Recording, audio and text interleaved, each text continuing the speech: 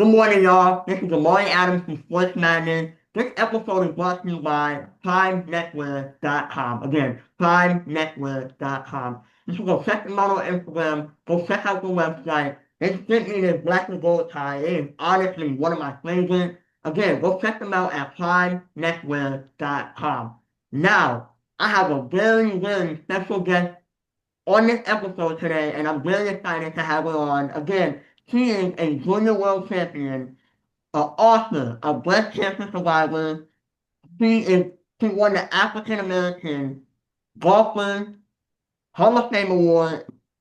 The list goes on and on and on. I'm very excited to have her again, Miss Avis Brown-Riley. How are you this morning?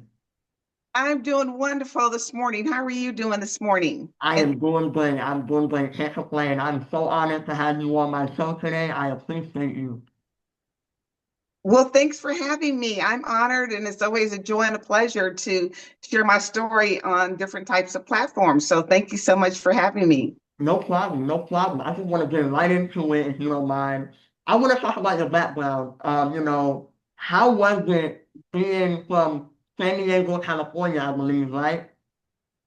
Yes. Yes. How was it in San Diego growing up in a big family, a big family with siblings of five, How was it winning your first tournament at a young age?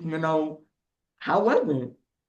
Oh, wow. It was great. It was amazing. My mom and dad, they had five kids. We're all 2 years apart, and we all got along. It was great. We were very studious, and I'm the second to the youngest.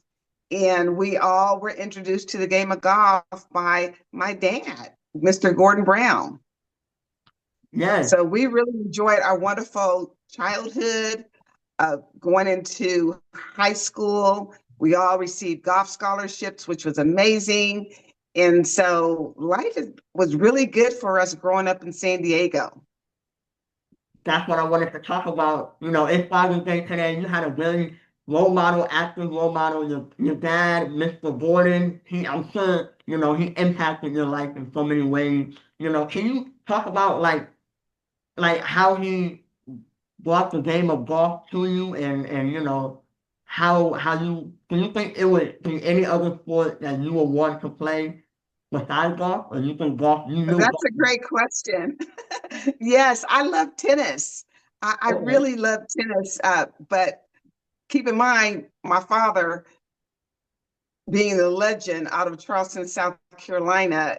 What is he known for? He was the person that he implemented the petition in 1957, which allowed blacks to play golf in Charleston, South Carolina in 1957. I could only imagine what that would have been like at that time. So I'm so happy that he introduced the game of golf to his kids in the early 70s. We're talking 1971, 72, 73. So growing up in San Diego, playing golf and was very unique in the way that Black kids were not playing golf in San Diego at all. In fact, there were only a handful of us. There was a group called Paramount Golf, which is under the Western State Golf Association. And so the fathers that played golf were introducing their kids to golf. So there was only a handful of us, but we had a great time getting out there playing at Balboa Golf Course. I started playing at Kalina Golf Course, which is the inner city golf course, and it was right down the street from our house.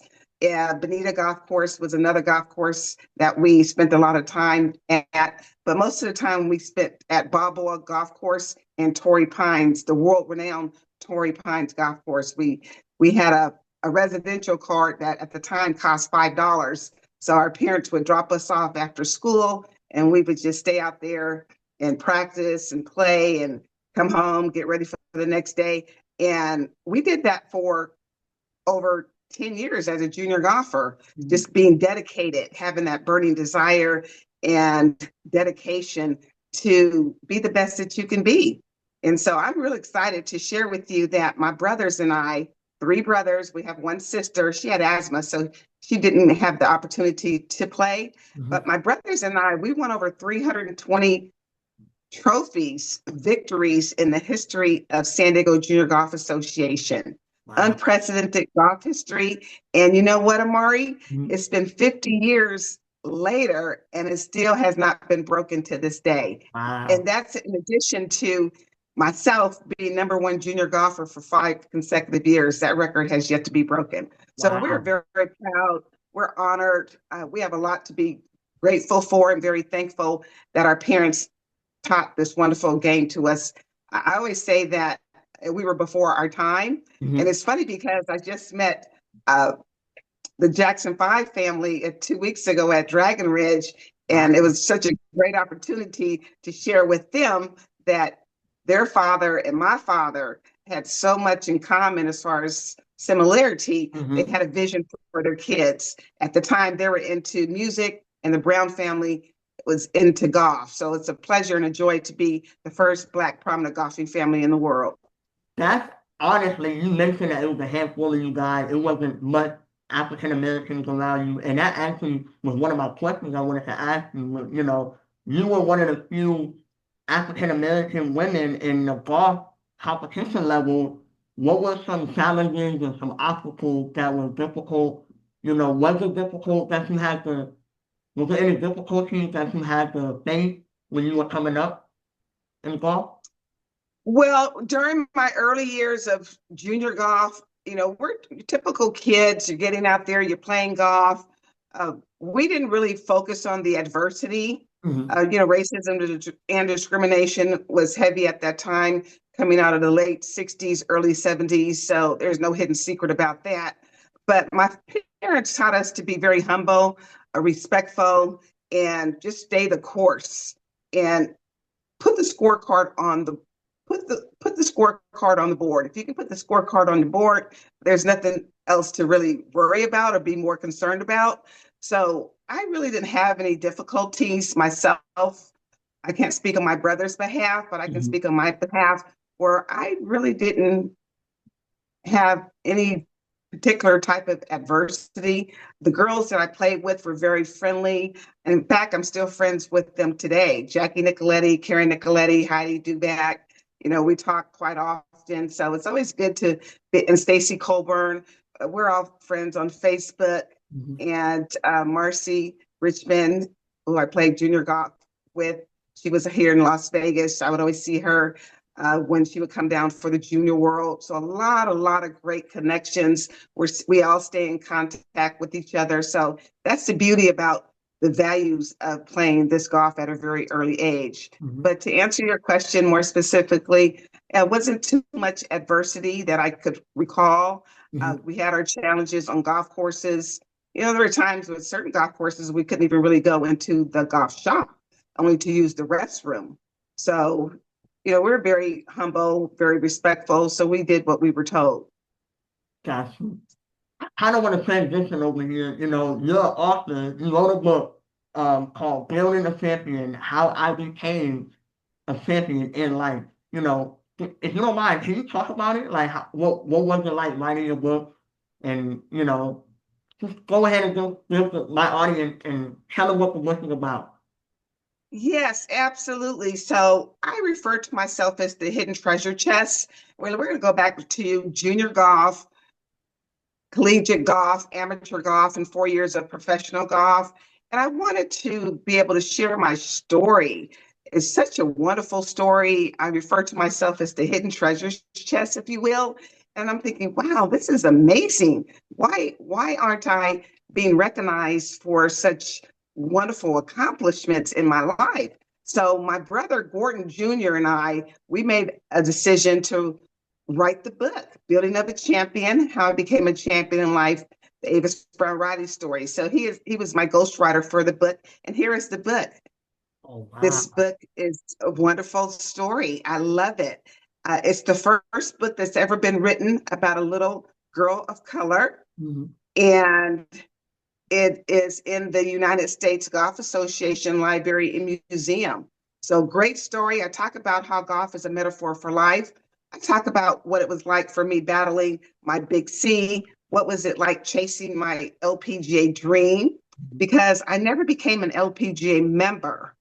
I did go through the qualifying 4 times, where I would make it through the pre-qualifying, but I never made it through the final round. So I am the third African American to attempt to achieve the LPGA membership, but was unsuccessful. So you had Althea Gibson, who was the first, you had Renee Powell, who was the second, and then Avis Brown came around in the late 80s. And there were a couple of ladies that came after me, Lorraine Suggs and Shasta and Ginger Howard, Mariah Stackhouse, but they came way after I did. So Building of a Champion is a great read. It's a great story. It just tells a little bit about my accomplishments, what was it like for me being out there on the golf course as a little girl of color. And we're going to continue on with the series. So our goal is to write 5 books, but it's been quite challenging because I always seem to get my hands involved in so many different things that I just can't sit still long enough to get the second, third, and fourth book accomplished, but it will be finished within the next few years. That's our plan. I got you. I got you. You know, 10 years ago, you were battling breast cancer, probably one of the hardest things you ever had to go through in life, you know. Uh, the fact that you're still able to be here today is honestly a blessing. And, you know, what helped you at that time? What helped you push through those moments and those tough times?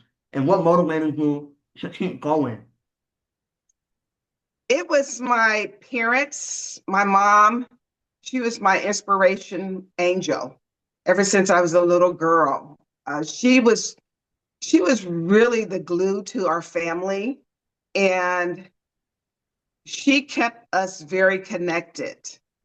And during that time with my breast cancer, it's been 15 years now.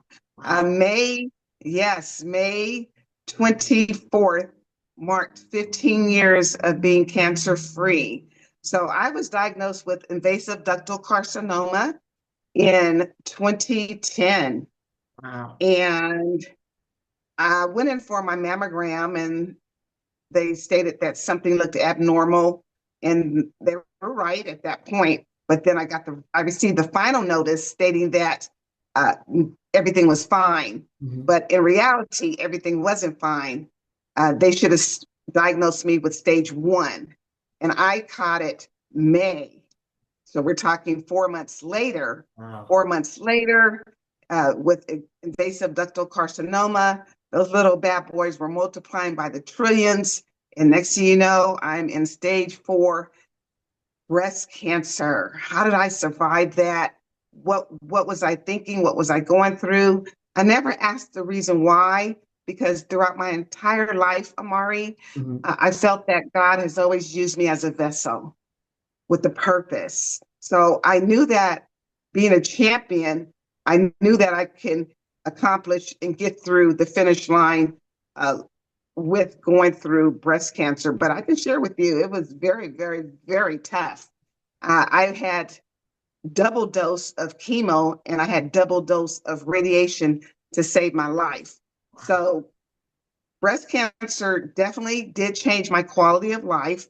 And I live with a peripheral neuropathy, which is nerve damage. And the first few years was very, very devastating for me. I wasn't quite sure how I was going to go through that, but I was able to manage that through uh, different types of vitamins, and acupuncture was my best friend. So 15 years later, the neuropathy, the nerves have settled down. But I tell you what, that breast cancer, any type of cancer, it's very, very serious. So I highly recommend that women go get your mammogram, follow up yearly, because when it's detected early, you're able to have a better chance of Mhm. surviving. But Mhm. now, 15 years later, technology and research and scientists have come a lot closer to doing a better job with saving individual lives. Got you. Thank you so much for sharing that, you know. I kind of want to transition back to golf, you know. You have so many accomplishments and accolades and stuff, you know, the list goes on and on and on. You know, do you have a accomplishment or accolade that you are like the most proud of? You know, you have many awards and many, you know, stuff that you've done. Do you have a thing that you are most proud of about? Yes, yes, I do, Amari. Great question. The most accomplished, the greatest remarkable award that I've ever received, I have two. One is winning the San Diego Women's City Amateur at the age of 17 at Torrey Pines Golf Course. I'm the only African American female in the world to win that event. But one that really touches my heart the most is when I won the Michelob Classic in 1989 at Canyon Crest Country Club. Okay. My last day, I shot a 65. So that course record still stands to this day at Canyon Crest Country Club in Riverside. So quite remarkable. I remember the day like it was yesterday, and the birdies just kept dropping. And it's just a great feeling to know that you can play this game, have fun, but also put a great score on the board. And that's the lowest score I've ever shot in my entire career, 65. Wow. So, you know, I see there's a lot of more black girls, even young black girls who are playing golf nowadays. Do you have anything to say to them? Like, would you like to say anything to them? Or do you have any advice for upcoming, you know, youth and people who want to be in your position later on? Oh, absolutely. Great question, Mari. You know, when I was growing up, being the only little black girl on the golf course in the 70s, you know, it's like, wow, no one looks like me. You're out there, you're not looking at color, but you definitely identify that you're the only little black girl out there on the golf course. Even through playing collegiate golf, I was the only black girl for 3 years until Ray Suggs came along. I attended United States International University, and she had came on board at UCLA. And so it was nice to see her out there when I was competing as well. But getting back to just giving some wonderful advice, and years later, you know, we're talking 50 years later, what it's like to get on social media and see so many wonderful little girls of color, Mhm. African American girls out there playing this wonderful golf game. I love it. It's like a dream come true for me. And I love that they're out there playing this game and the values that they're going to learn. And the message that I want to relay to them, to your listeners, is that the values that this golf game is going to teach you is going to be a lifetime experience. We're talking learning to be trustful, Mhm. respectful, the etiquette, uh, just believing in yourself, achieving your goals. But more so than anything, I want your readers and your young girls and young adult women that are also playing this golf to know to love yourself, love who you are, because that little golf ball, it will get the best of you. Mhm. But love who you are, continue to create your self-esteem, your self-confidence, so that you too can become a champion in life. You know, you're currently working at the Golf Galaxy in Las Vegas, you know. Can you talk about your position and what you do over there? Yes, absolutely. So in 2022, I became the first African American LPGA golf professional to compete in the fourth U.S. Senior Women's Open. And Golf Galaxy had reached out to me and says, wow, they found out that I was in Las Vegas and says, wow, we'd love to have you on board. And so I accepted a part-time position because I had retired. I retired after a wonderful, remarkable, successful career at FedEx Express of 25 years after playing professional golf. So I was in retirement mode, and I was like, why not? Let's give something back, continue with your passion. I've been teaching for 35 years, and to be the 12th African American LPGA teaching professional in the world is quite amazing. And I believe we're up to 31 or 32, if I'm not mistaken, Mhm. roughly around there. Don't quote me on that. But I love the fact that I am now the LPGA head golf professional at Golf Galaxy. I've been at Golf Galaxy for 2 years, 8 months, and I love to teach. I have close to 300 students. Mhm. I have professional athletes. I have entertainers. I have entrepreneurs, and I have junior golfers. So I have just about covered the whole spectrum from ages 5 to 75 years of age. And it is quite a joy to represent Golf Galaxy. And I just want to say thank you for allowing me this wonderful opportunity to be a part of amazing uh, corporation and to give back and help make a difference. Again, congratulations on that. That is big. I don't think people understand how big that is. So congratulations on that, you know. Also, I wanted to ask, I always wanted to ask everyone who I interview, you know, if you could go back and have a conversation or even just ask some questions to your younger self, what would you say or what would you say to your younger self? I would say to my younger self, I am so proud of you. You stayed the course, you stayed focused, you did what you had to do, and your history and your records are proven. And job well done. Job well done. And that's what I would like to say to myself. Are you currently working on any projects or do you have any new goals for this year or even in the future? Do you have anything that you're working on currently right now? Yes, I am. So my dream and my goal is to have my own academy, ABR Golf Academy. Mhm. And I see the vision and we're working on the project. And I'm super excited about it, especially here in Las Vegas. Mhm. Uh, I'm noticing that a lot of our brown and African American kids are not exposed to the game of golf. And so this is a great opportunity to give them an opportunity to get the experience, get the opportunity, get the exposure, know what it's like to put a golf club in their hand, know what it's like to go to a golf course, know what it's like to go to a country club, know that as they continue to go grow in life, that it will be part of business networking, and it's a great combination. So why not learn it at a very early age? Mhm. And not only that, it's just going to teach them the values. It's going to help build their character, which I truly love, and their personality. So when you asked the statement, what would you say to yourself going back? Mhm. I just am very thankful that golf helped me build my personality and my character and allowed me to be the person that I am today, in addition to having such wonderful parents that gave us the opportunity and believed in us. And my mom recently passed away, and my dad is 89. She would have been 87 this summer.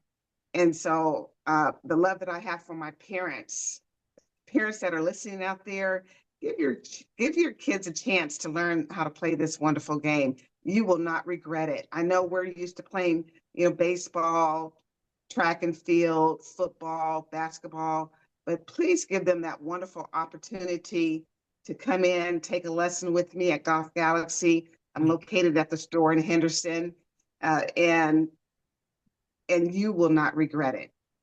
You will not regret it. Just give them that opportunity that they will appreciate later in life. We're not asking them to be the next LPGA or the PGA professional, Mhm. but we're asking you to give them that opportunity to be exposed, get the experience, but mostly allowing them to create who they will be for the rest of their lives. So you're currently located in Las Vegas, but you know you travel to many different places, many different countries and stuff. Do you have a favorite place to play golf, or do you have a favorite country to travel to play golf? I don't have a favorite country, but I do have, I really love Torrey Pines. Mhm. North and South is one of my favorite golf courses to play. When I was preparing myself for the fourth U.S. Senior Women's Open, I went home to practice at Torrey Pines, and it's such a beautiful course. But not only because I grew up playing it, Mhm. but it's a course that will keep you on your toes, both the North and the South. But now moving to Vegas, I had the opportunity to play such a beautiful course. It's called Southern Highlands. And I believe that's my number one course now. I love it. It's absolutely gorgeous. It's beautiful. It's such a great layout, and it makes you feel that you're in position to want to play the best golf that you possibly can play because the course is so manicured. But again, Las Vegas has a lot of beautiful courses. But today, as I speak, Southern Highlands is my number one course on my list as we speak. Okay, okay. I kind of want to wrap things up here. Do you do you want to shout anything out and tell people where they can find you and where they can find your book on, Amazon or anything? Just shout out where people can find you. Absolutely. So you can find my book on Apple iTunes, Amazon, Barnes and Noble, Walmart.com, Target.com, and you can feel free to reach out to me. I will leave you with my email address. It is LPGA, V as in Victor, IS64 @gmail.com. And then you can also find me on Facebook and Instagram as well under Avis Brown-Riley. Thank you so much again, Miss Avis Brown-Riley. I really appreciate you being here today. I'm super honored for you, for having you. Again, thank you. And also, I want to shout out again my sponsor for today, PrimeNetwork.com. Follow them on Instagram, check them out again, and even go to the website. But again, thank you so much, Miss Avis Brown-Riley, for having me today. And thank you. Well, thank you so much, Amari, for having me. I really enjoyed our show, and thank you so much for. I'm always gratitude. Gratitude is my key word. I'm very grateful and thankful for being able to share my amazing story on your show today. Of course, thank you so much. You guys like the video, subscribe, and thank you again. Thank you. Have a nice day.